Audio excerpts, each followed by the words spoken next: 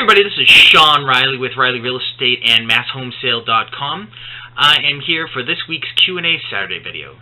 So this week I'm going to be talking about what is going on with foreclosures. So with any kind of real estate stat, you have your national stats, your regional stats, your local stats. We have been talking about the Massachusetts foreclosure stats in our monthly report for quite a while now, and have been tracking that stuff pretty good and trying to analyze the markets for that. But this video is prompted a lot because I've noticed an increase in national exposure or national discussion of foreclosure stats and how they actually are starting to go up overall.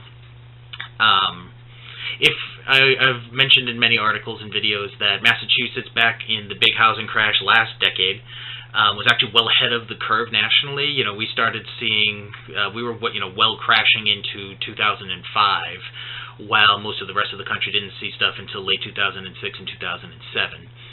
So the fact that we've been seeing increases in foreclosures for a while and some flattening of prices and even retractions in many towns kind of could again be a foreshadowing of what's going to happen nationally. But so nationally, what the stats that I've been seeing is, so in May, overall foreclosure activity, so combination of everything, was up 16% year over year and was at a 19-month high. So again, that's pretty impressive. And specifically, bank-owned properties, so REOs, were up 58% year over year. So May of 2014 and May 2015, there was an increase of 58% nationally. So that's pretty significant.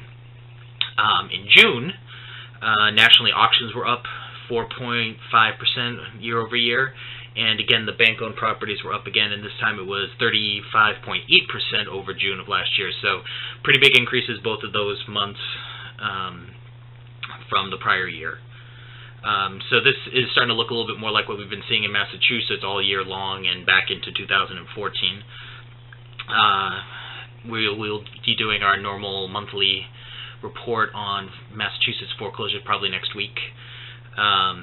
But just a little preview of that is petitions have now been up for 16 straight months through June of this year. And year over year in June, that was an increase of like 81% in Massachusetts. And year to date, so January through June 2015, petitions overall are up 62.9% compared to where they were the first 6 months of 2014. Foreclosure deeds, so the REOs, bank-owned properties in Massachusetts, are up another 34% year over year in June. And year to date, they're up, so again, January through June 2015 versus January through June 2014, they're up 21% overall. Auctions are up 43% overall year to date in Massachusetts. So, excuse me.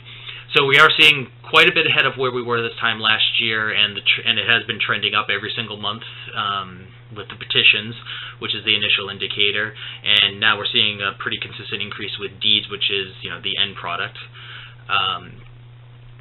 Like I said, back last housing crash, we were well ahead of the curve.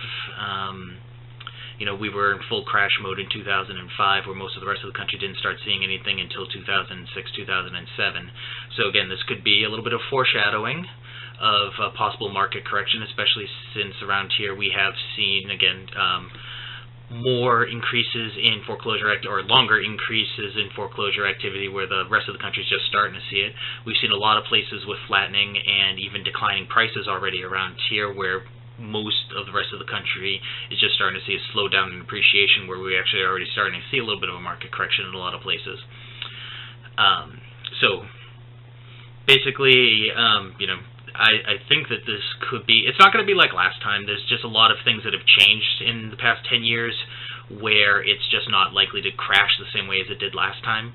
But there are definitely indicators that there could be a market correction, that things have grown too high too fast.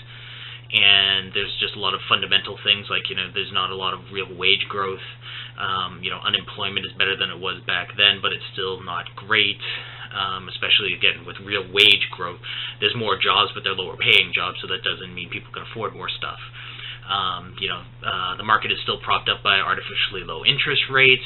If the Fed actually does raise interest rates, then that could really hurt everything as well. So there's a whole bunch of things going on here. But foreclosures is definitely one of the strong leading indicators, because when you have a lot of bank-owned properties, prices generally go down and inventory goes up.